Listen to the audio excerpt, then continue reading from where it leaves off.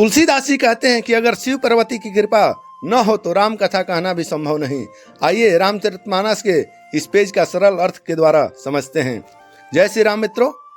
तुलसीदास जी सबसे पहले माता, पिता, गुरु और भगवान शिव पार्वती को प्रणाम करते हैं। फिर वे बताते हैं कि भगवान की कृपा से ही राम कथा कहना संभव होता है। पहली चौपाई समझते हैं।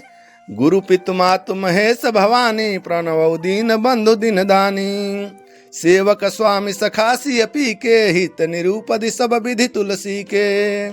तुलसीदास जी कहते हैं कि मैं अपने माता, पिता, गुरु भगवान शिव और माता पार्वती को प्रणाम करता हूँ।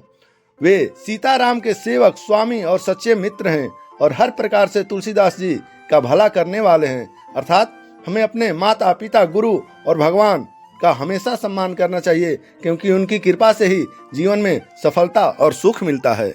अगली चौपाई और उसका अर्थ समझते हैं। चौपाई है।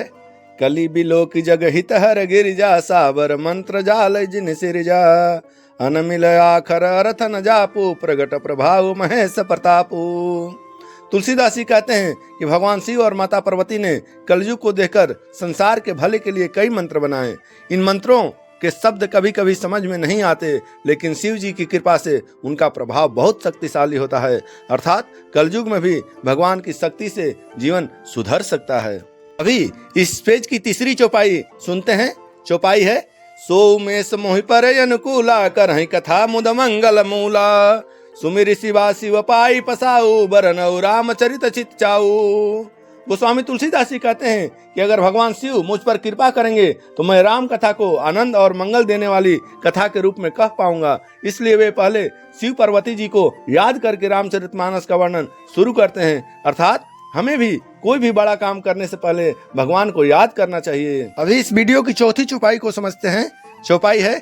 भनति मोरि शिव कृपा विभाति, शशि समाज मिली मन हो सुराती, जेहि यही कथई सने समेता, कहीं सुनहि समुझ सचेता, होई हहि राम चरण अनुरागी, कलिमल रहित सुमंगल भागी।